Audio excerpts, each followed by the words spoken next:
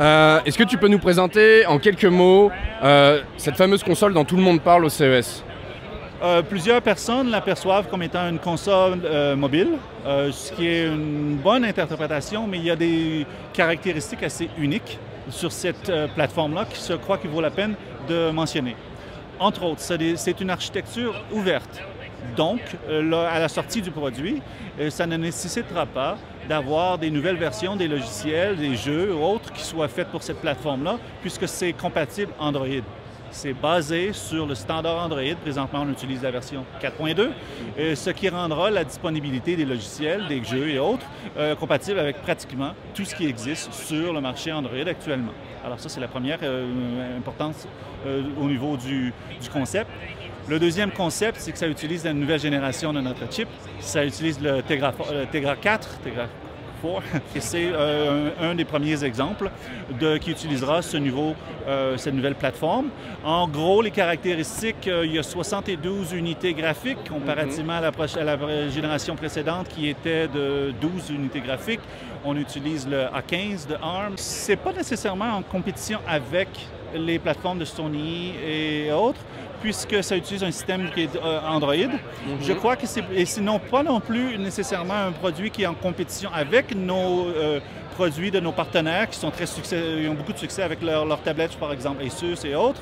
C'est un produit qui, je crois, prend la plateforme Android et en fait une forme qui est optimisée pour le jeu par l'addition intégrée du contrôleur. Alors, je crois que c'est un positionnement qui est assez unique, qui est un peu complémentaire aux autres. La valeur que les utilisateurs et les développeurs, surtout, en voient, c'est de son architecture ouverte qui leur permet de faire des choses avec beaucoup moins de limitations de l'architecture contrôlée par les autres plateformes.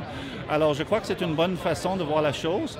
Et c'est aussi une plateforme qui avait certaines limitations, entre autres au niveau des types de jeux qui peuvent être utilisés sur Android, étant donné le form factor qui n'a pas le contrôleur.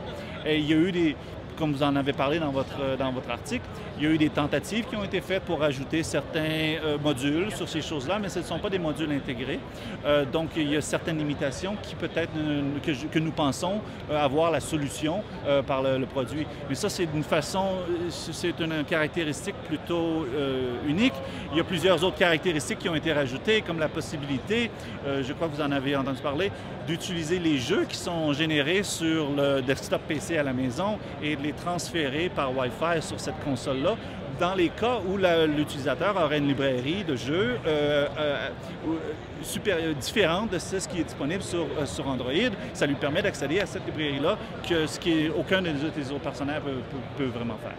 Et il faudra s'attendre, je crois que c'est une bonne fair expectation, j'en perds mon français, qu'il y ait d'autres produits de d'autres compagnies qui se spécialiseront dans le jeu et qui utiliseront nos processeurs comme le Tegra 4. Ce n'est pas une exclusivité pour NVIDIA, c'est une façon pour nous de motiver la technologie dans la direction, tout comme nous l'avons fait dans le desktop où nous avions partagé nos technologies avec plusieurs revendeurs. C'est une approche qui, je crois, qui vaut la peine d'être utilisée pour Android.